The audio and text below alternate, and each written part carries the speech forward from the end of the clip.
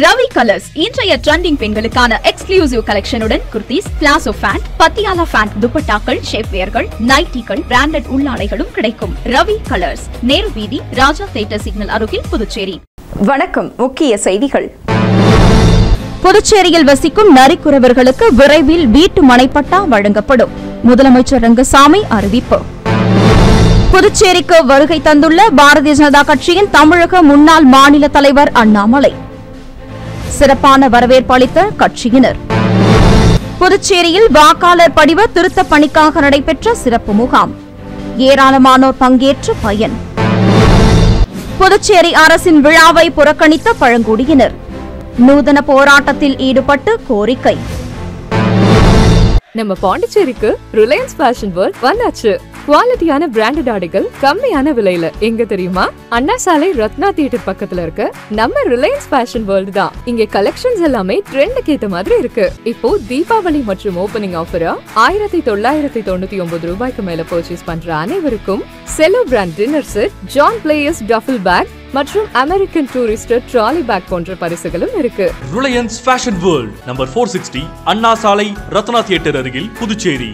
இனி விரிவான செய்திகள். புதுச்சேரியில் வசிக்கும் நரிக்குறவ மக்களுக்கு விரைவில் வீட்டு மனைப்பட்டா வழங்கப்படும் என்று முதலமைச்சர் ரங்கசாமி அறிவித்துள்ளார்.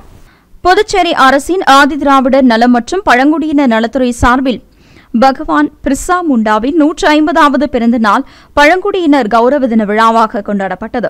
விழாவை துவக்கி வைத்து பேசிய முதலமைச்சர் ரங்கசாமி, பிரதமர் நரேந்திர மோடியின் அறிவுறுத்தலின் அடிப்படையில் இந்த விழா கொண்டாடப்பட்டு வருவதாகவும், நாட்டின் விடுதலைக்காக பழங்குடியின மக்கள் எத்தனையோ தியாகங்களை செய்திருக்கிறார்கள், புதுச்சேரி அரசு பழங்குடியின மக்களுக்காக எத்தனையோ திட்டங்களை சிறப்பாக செயல்படுத்தி வருவதாகவும் தெரிவித்த அவர், பழங்குடியின மக்கள் தொழில் காரணமாக பல்வேறு இடங்களில் சிதறி கிடந்தார்கள். அவர்களின் வாழ்க்கை தரத்தை உயர்த்த புதுச்சேரி அரசு மனைப்பட்டா வழங்கியுள்ளதாகவும், எல்லோரும் கல்வீட்டில் வசிக்க வேண்டும் என்பதுதான் அரசின் எண்ணம் என்றும் தெரிவித்துள்ளார்.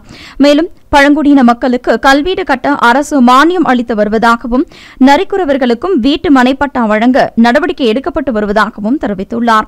மேலும் எல்லோருக்கும் கல்வி கிடைக்க வேண்டும் என்ற நிலையில் பழங்குடியின மக்களின் குழந்தைகளும் தற்போது படித்து கல்லூரி அளவில் படிக்கும் நிலைக்கு வந்துள்ளதாக சுட்டிக்காட்டிய அவர், புதுச்சேரி அரசு பட்ஜெட்டில் முழுமையாக 16.5% நிதி ஒதுக்கீடு செய்யப்பட்டு அந்த மக்களுக்கு பல்வேறு நலத்திட்டங்கள் செயல்படுத்தப்பட்டு வருவதாகவும் முதலமைச்சர் ரங்கசாமி தெரிவித்துள்ளார். விழாவை முன்னிட்டு நடைபெற்ற பல்வேறு போட்டிகளில் வெற்றி பெற்றவர்களுக்கு முதலமைச்சர் ரங்கசாமி பரிசுகளை வழங்கி பாராட்டினார். இந்நிகழ்ச்சியில் சபாநாயகர் செல்வம், துணை சபாநாயகர் ராஜவேலு, சட்டமன்ற உறுப்பினர்கள் அனிபால் கெனடி, சிவசங்கரன், ஆதிதிராவிடர் மற்றும் பழங்குடியினர் நலத்துறை செயலர் முத்தம்மா, இயக்குநர் அர்ஜுன் ராமகிருஷ்ணன் உள்ளிட்ட பலர் கலந்து கொண்டனர். புதுச்சேரி சிறப்பாக கொண்டாடப்பட்டு வருகிறது. நம்முடைய புதுச்சேரி அரசானது ஆதி திராவிட மக்களுக்கும் பழங்குடியின மக்களுக்கும் பல திட்டங்களை கொண்டு வந்து அவருடைய வாழ்க்கை தரம் உயர்வதற்காக சிறந்த முறையில் செயலாற்றி வருகிறது. புதுச்சேரிக்கு வருகை தந்துள்ள பாரதிய ஜனதா கட்சியின் தமிழக முன்னாள் மாநில தலைவர் அண்ணாமலைக்கு சிறப்பான வரவேற்பு அளிக்கப்பட்டது. கடந்த 2002ஆம் ஆண்டு வாக்காளர் சிறப்பு திருத்த பணி நடந்து அதன்படி வாக்காளர் கணக்கெடுப்பு நடந்து வந்தது. இந்நிலையில் தற்போது எதிர்வரும் 2026ஆம் ஆண்டு சட்டமன்ற தேர்தல் நடைபெற உள்ளதையொட்டி இந்திய தேர்தல் ஆணையத்தின் உத்தரவின்படி கடந்த 4ஆம் தேதி முதல் சிறப்பு தீவிர வாக்காளர் பட்டியல் திருத்த பணி நடைபெற்று வருகிறது. இதன் தொடர்ச்சியாக பாரதிய ஜனதா கட்சி சார்பில் நடைபெற்ற வாக்குச்சாவடி முகவர்களின் மாநில பயிற்சி முகாமில் கலந்து கொள்ள புதுச்சேரிக்கு வருகை தந்த பாரதிய ஜனதா கட்சியின் தமிழக முன்னாள் மாநில தலைவர் அண்ணாமலையை புதுச்சேரி பாரதிய ஜனதா கட்சி மாநில தலைவர் VP ராமலிங்கம், அமைச்சர் நமச்சிவாயம் ஆகியோர் பொன்னாடை போர்த்தியும் பூங்கொத்து கொடுத்தும் வரவேற்றனர். இந்நிகழ்ச்சியின் போது சட்டமன்ற உறுப்பினர்கள் சாய்ஜி சரவணகுமார், தீபாய்ந்தான் ஆகியோர் உடன் இருந்தனர். வெஸ்ட் பெங்கால் மாநிலத்தில் குறிப்பாக நான் குறிப்பிட்ட இந்த 6 மாவட்டத்தில் சராசரியாக ஒரு மாதத்திற்கு 100 பேர் புதிய வாக்காளராக இணைந்தவர்கள். மம்தா பானர்ஜியுடைய ஆட்சிக்கு வந்த பிறகு மாதத்திற்கு 900 பேராக உயர்த்திருக்கிறார். அப்படின்னா வர்றவங்க போறவங்க எல்லாத்தையும் வாக்காளராக சேர்ப்பதற்கான முயற்சி, ஃபார்ம் 6 கொடுப்பதற்கான முயற்சி, வாக்காளர் பட்டியல் அவர்களை பெயரை கொண்டு வருவதற்கான முயற்சி. புதுச்சேரியில் தட்டாஞ்சாவடி காமராஜர் நகர் தொகுதியில் நடைபெற்ற வாக்காளர்களுக்கான சிறப்பு முகாமில் ஏராளமான பொதுமக்கள் கலந்து கொண்டு பயன்பெற்றனர். இந்திய தேர்தல் ஆணையத்தின் உத்தரவின்படி கடந்த 4ஆம் தேதி முதல் சிறப்பு தீவிர வாக்காளர் பட்டியல் திருத்தப் பணி நடைபெற்று வருகிறது. புதுச்சேரியின் அனைத்து தொகுதிகளிலும் வாக்காளர்களிடம் படிவம் வழங்கப்பட்டு பூர்த்தி செய்ய வேண்டும் என்றும் வாக்குச்சாவடி அதிகாரிகளும் பணிகளை தீவிரப்படுத்தி வருகின்றனர். இந்நிலையில் பொதுமக்களின் வசதிக்காக இந்திய தேர்தல் ஆணைய சிறப்பு தீவிர சீர்திருத்தத்தின் ஒரு பகுதியாக நவம்பர் 15, 16 ஆகிய வார இறுதி நாட்களில் தட்டாஞ்சாவடி மற்றும் காமராஜர் நகர் தொகுதிக்குட்பட்ட வாக்குச்சாவடியில் நிலை அலுவலர்கள் வாக்காளர் கணக்கீட்டு படிவங்களை பெறுவதற்கான ஏற்பாடுகளை வாக்காளர் பதிவு அதிகாரிகள் ஏற்பாடு செய்திருந்தனர். அதன்படி தொகுதிக்குட்பட்ட வாக்குச்சாவடியில் வாக்காளர் படிவங்களை பெற்று பூர்த்தி செய்து வாக்குச்சாவடியில் இருந்து அலுவலர்களிடம் படிவங்களை வழங்கி பொதுமக்கள் சமர்ப்பித்தனர். நவம்பர் 16ஆம் தேதி ஞாயிற்றுக்கிழமையும் இந்த முகாம் நடைபெறவுள்ளது என்பது குறிப்பிடத்தக்கது. எனவே பொதுமக்கள் இந்த முகாமை பயன்படுத்திக் கொள்ள வேண்டும் என்றும் அதிகாரிகள் தெரிவித்துள்ளனர். புதுச்சேரி அரசின் விழாவை புறக்கணித்து பழங்குடியின மக்கள் நூதன போராட்டத்தில் ஈடுபட்டனர். பழங்குடியினர் உரிமைக்காக போராடிய புரட்சியாளர் பிர்சா முண்டாவின் 150வது பிறந்த தினம் நாடு முழுவதும் கொண்டாடப்பட்டது. இந்நிலையில் பிர்சா முண்டாவின் 150வது பிறந்தநாளை முன்னிட்டு புதுச்சேரியில் பழங்குடி கௌரவ விழாவை அரசு நடத்தியது.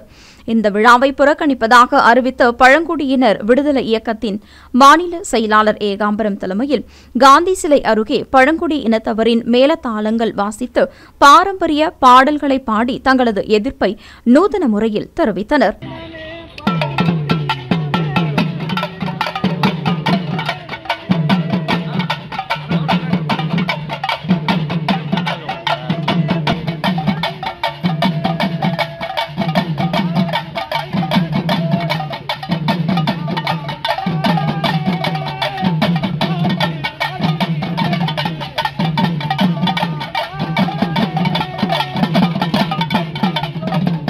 போராட்டத்தில் ஈடுபட்ட மாநில செயலாளர் ஏகாம்பரம் கூறும்போது, ஒவ்வொரு ஆண்டும் பழங்குடி தின விழா என்று ஒரு கண்துடைப்புக்காக ஏதோ ஒரு காரணத்திற்காக இங்கே விழாவை ஏற்பாடு செய்கிறார்கள்.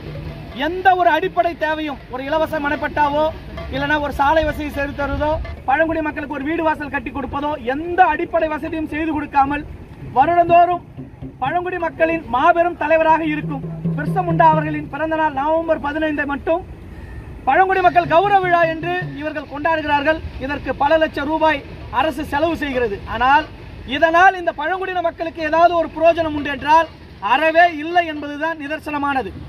எந்த ஒரு தேவையும் செய்து கொடுக்காமல் ஒவ்வொரு ஆண்டும் இது ஏமாத்துவதும் பொய் சொல்வதும், இப்படி அரசாங்க பணத்தை வீண் செலவு செய்துவிட்டு இது பழங்குடி மக்களுக்கு என்று செலவு செய்கிறோம் என்று சொல்கிறார்கள்.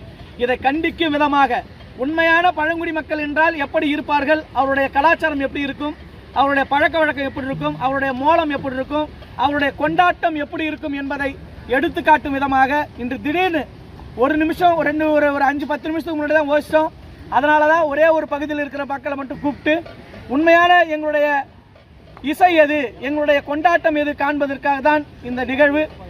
கம்மன் கலையரங்கிலே நடைபெறுகின்ற அந்த விழாவிற்கும் இதற்கும் எவ்வளவு வித்தியாசம் இருக்கிறது என்பதை தயவு செய்து பாருங்கள்.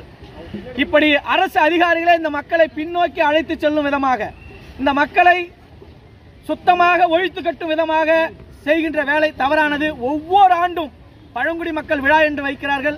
ஒரு இலவச மனைப்பட்டா கொடுப்பதோ, ஒரு தையல் இயந்திரம் வழங்குவதோ, ஒரு கல்வி ரீதியாக பொருளாதார ரீதியாக அந்த மக்களை வளர்ச்சி அடைவதற்கான எந்த ஒரு பணியும் இல்லை என்பதைத்தான் இது சொல்லுகின்ற விதம். அதனால தான் நாங்கள் காந்தி சிலை அருகே எங்களிடம் இருந்த உடனடியாக கையில் இருந்த கருவிகளை மட்டும் கொண்டு வந்து இசைத்து இந்த விழாவினை நாங்கள் சிறப்பாக கொண்டாடினோம். அடுத்த வருடம் இதே இடத்தில் 500க்கும் மேற்பட்ட பழங்குடி மக்களை அணிதிரட்டி ஒரு மாபெரும் விழாவாக செய்வோம் என்பதையும் தெரிவித்துக் கொள்கிறோம்.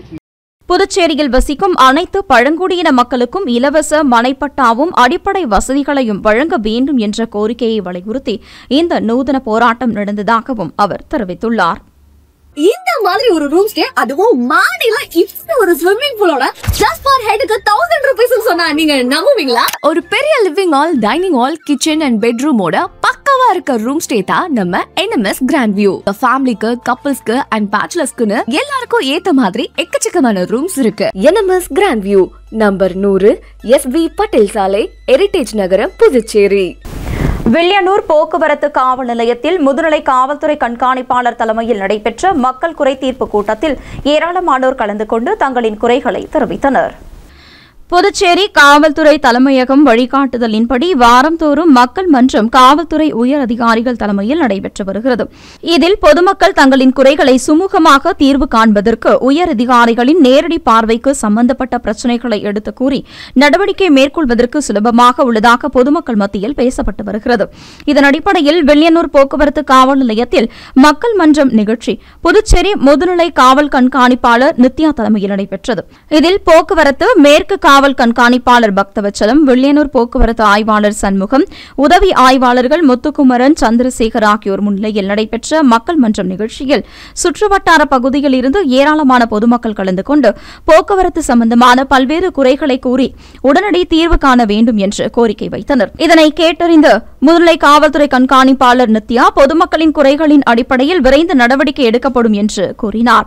தொடர்ந்து புதுச்சேரி பொதுமக்களுக்கு போக்குவரத்து சார்பாக விழிப்புணர்வை ஏற்படுத்தும் வகையில் காவல்துறை சார்பில் அறிவிக்கப்பட்டுள்ள 112 என்ற இலவச எண்ணை அனைவரும் தெரிந்து கொள்ள வேண்டும் என்றும் இந்த 112 என்ற இலவச எண்ணை அழைத்து பிரச்சினைகளை காவல்துறைக்கு தெரிவிக்க வேண்டும் என்றும் அதன் அடிப்படையில் சம்பந்தப்பட்ட இடத்திற்கு காவல்துறையினர் நேரில் வந்து விசாரணை மேற்கொள்வார்கள் என்றும் தெரிவித்தார். இந்நிகழ்ச்சியின் போது காவல்துறை அதிகாரிகள் பொதுமக்கள் பலர் கலந்து கொண்டனர். அதே மாதிரி நீங்க போலீஸ் அசிஸ்டன்ட் சொல்லி நீங்க 112 கால் பண்ணீங்க அப்படின்னா நாங்க 10 நிமிஷத்துல வந்து எங்களோட 112 பேட்ரோல் வெஹிக்கிள் கண்டிப்பா அந்த பிளேஸ்க்கு வந்து சேரும். இல்ல யாராவது அங்க தண்ணி அடிச்சிட்டு இருக்காங்க, இல்ல எங்க கிட்ட வந்து தகராறு பண்றாங்க, பொண்ணுங்க கிட்ட வந்து சீன்றாங்க, இந்த மாதிரி எந்த ப்ராப்ளமா இருந்தாலும் நீங்க 112 கால் பண்ணலாம். நாங்க உடனே வந்துருவோம். லோக்கல் போலீஸ் ஸ்டேஷனும் வந்து சேர்ந்துருவாங்க. நீங்க அந்த நம்பரை யூட்டிலைஸ் பண்ணிக்கோங்க.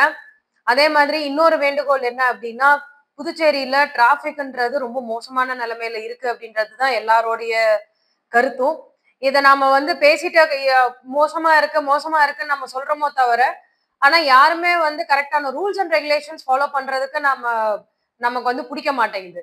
பக்கத்திலேயே தான் வந்து டிவைடருக்கு ஓப்பனிங் இருக்கும். ஆனா அந்த டிவைடர் ஓப்பனிங்கை நம்ம யூஸ் பண்ண மாட்டோம். ராங் சைட்லயே தான் போவோம். நீங்க ராங் சைட்ல போறதுனால பிரச்சனை வந்து உங்களுக்கு மட்டும் கிடையாது, நீங்க தேர்ட் பார்ட்டியை தான் ரொம்ப அஃபெக்ட் பண்றீங்க. அதனால அந்த ராங் சைட் டிரைவிங்லாம் அவாய்ட் பண்ணுங்க. புதுச்சேரி கடற்கரை சாலையில் பழுதடைந்து காணப்படும் மின் விளக்குகளை மின்துறை சார்பில் சீரமைக்கும் பணிகள் தீவிரமாக நடைபெற்று வருகிறது. சுற்றுலா தலமான புதுச்சேரிக்கு வார இறுதி நாட்கள், விடுமுறை தினங்கள், விழாக்கால கொண்டாட்டங்களின் போது வெளிமாநில சுற்றுலா பயணிகளின் வருகை அதிகரித்துக் கொண்டே வருகிறது. அதிலும் குறிப்பாக புதுச்சேரி கடற்கரை பகுதி அனைவராலும் அதிகம் விரும்பப்படும் இடமாக உள்ளது. இந்நிலையில் கடற்கரை சாலையில் பொதுமக்கள் மற்றும் சுற்றுலா பயணிகளை கவரும் வகையில் பல்வேறு கலை நிகழ்ச்சிகளும் நடத்தப்பட்டு வருகிறது. மேலும் வார இறுதி நாட்களிலும் வெளிமாநில சுற்றுலா பயணிகளின் வருகை அதிகமாக உள்ளதால் கூட்ட நெரிசலில் சிக்கி திணறாமல் இருக்கும் பொருட்டு புதுச்சேரியில் வாழும் பொதுமக்கள் பலரும் மற்ற தினங்களில் தங்களின் குடும்பத்தினரோடும் நண்பர்களோடும் தங்கள் மாலை நேரங்களை கடற்கரை சாலையில் இனிமையாக செலவிட்டு வருகின்றனர். இந்நிலையில் இன்னும் சில தினங்களில் கிறிஸ்துமஸ், புத்தாண்டு, பொங்கல் கொண்டாட்டங்கள் களை கட்ட துவங்கும் என்பதால் அன்றைய தினங்களில் ஏராளமான சுற்றுலா பயணிகளும் கடற்கரை சாலைக்கு வருவார்கள் என்றும் எதிர்பார்க்கப்படுகிறது. இதன் காரணமாக புதுச்சேரியின் முக்கிய சுற்றுலா தலங்களில் ஒன்றான கடற்கரை சாலையில் பழுதடைந்த நிலையில் உள்ள மின் விளக்குகளை அகற்றி புதிய மின் விளக்குகள் பொருத்தும் பணி உள்ளிட்ட மின்துறை சார்பில் ஏராளமான பணிகள் தீவிரமாக நடைபெற்று வருகிறது. புதுச்சேரி கேலக்ஸி ரோட்டரி சங்கம் சார்பில் ஜிப்மர் மருத்துவமனை வளாகத்தில் 500க்கும் மேற்பட்டவர்களுக்கு அன்னதானம் வழங்கப்பட்டது. தானத்தில் சிறந்ததாக கருதப்படுவது அன்னதானம். இந்நிலையில் விஞ்ஞானம் வளர்ச்சியை எட்டியுள்ள நிலையிலும் ஏழ்மையும் வறுமையும் என்றும் வெளியேறாமல் உள்ளதன் காரணமாக பலரும் பசி வந்தால் 10 பறந்து போகும் என்றும் சொல்லுக்கு பசியால் வாடும் நிலை இன்றும் காணப்படுகிறது. இதனை போக்கும் விதமாக பொதுமக்களும் பல்வேறு சமூக தொண்டு நிறுவனங்களும் ஆன்மீக குழுக்களும் என பலரும் தங்களால் இயன்றவரை ஆங்காங்கே அன்னதானங்களை வழங்கி வருகின்றனர். இதன் தொடர்ச்சியாக மேலும் பல்வேறு சங்கங்கள் மற்றும் சமூக அமைப்புகள், குழுக்கள் சார்பில் மருத்துவமனை வளாகங்களிலும் அன்னதானங்கள் வழங்கப்பட்டு வருகிறது. இந்த அன்னதானம் அங்கு மருத்துவம் பெறும் நோயாளிகளுக்கும் அவர்களது உறவினருக்கும் மிக பெரும் உதவியாக இருந்து வரும் நிலையில் இதன் தொடர்ச்சியாக புதுச்சேரியில் இயங்கி வரும் கேலக்ஸி ரோட்டரி சங்கம் சார்பில் புதுச்சேரி ஜிப்மர் வளாகத்தில் மதிய உணவு வழங்கப்பட்டது. வார இறுதி நாட்களையொட்டி நோயாளிகளை காண வந்த உறவினர்கள், நோயாளிகள் உள்ளிட்ட 500க்கும் மேற்பட்டோருக்கு புதுச்சேரியில் உள்ள கேலக்ஸி ரோட்டரி சங்கம் சார்பில் மதிய உணவு வழங்கப்பட்டது. இதற்கான ஏற்பாடுகளை சங்கத்தின் தலைவர் கிருபாகரன், செயலாளர் மதி, ப்ராஜெக்ட் சேர்மன் தினகரன் ஆகியோர் சிறப்பாக செய்திருந்தனர். இந்நிகழ்ச்சியில் கேலக்ஸி ரோட்டரி சங்கத்தின் உறுப்பினர்கள் சுந்தர், முரளி, செல்வகுமரன், செல்வா ஆகியோர் கலந்து கொண்டனர். புதுச்சேரி அரசு பணிக்கு தகுதியானவர்கள் விண்ணப்பிக்கலாம் என்று மாநில தேர்வாணையம் சார்பில் அறிவிப்பு வெளியிடப்பட்டுள்ளது. புதுச்சேரி அரசு சார்பு செயலாளர் ஜெய்சங்கர் வெளியிட்டுள்ள செய்திக்குறிப்பில் புதுச்சேரி அரசின் பல்வேறு துறைகளில் காலியாக உள்ள பணியிடங்கள் நிரப்பப்பட்டு வருவதாக தெரிவித்துள்ளார். அந்த வகையில் தற்போது பட்டப்படிப்பு +2 SSLC மற்றும் அதற்கு இணையான கல்வி தகுதி அடிப்படையில் உள்ள பணியிடங்கள் நிரப்பப்பட உள்ளதாக தெரிவித்துள்ளார். பணிகள் காலியிடங்கள் தொடர்பான விவரங்களை வருகிற 18ஆம் தேதி இணையதளம் மூலம் தெரிந்து கொள்ளலாம் என்றும் அதன் பின்னர் ஆன்லைன் மூலம் விண்ணப்பிக்கலாம் என்றும் விண்ணப்பிக்க அடுத்த மாதம் 14ஆம் தேதி கடைசி நாள் என்றும் அறிவுறுத்தியுள்ளார். முதுநிலை மருத்துவ படிப்பிற்கு மாணவர்களிடமிருந்து விண்ணப்பங்கள் வரவேற்கப்படுவதாக புதுச்சேரி சென்டாக் நிர்வாகம் சார்பில் அறிவிக்கப்பட்டுள்ளது.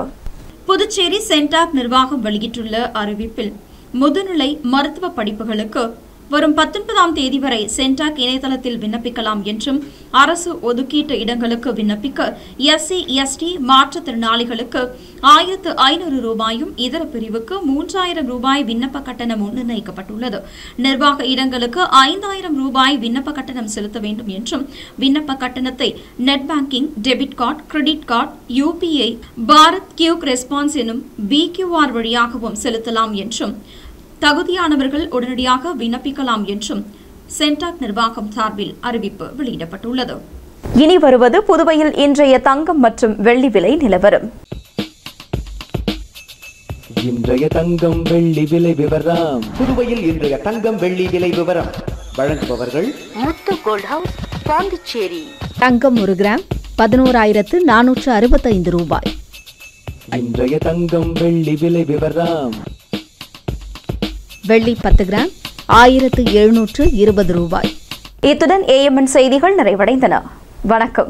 புதுச்சேரி உங்கள் AMN டிவி செய்திகளை யூடியூபில் உடனுக்குடன் காண AMN டிவி பாண்டிச்சேரி சேனலை சப்ஸ்கிரைப் செய்யுங்கள். பெல் பட்டனை மறக்காமல் கிளிக் செய்யுங்கள்.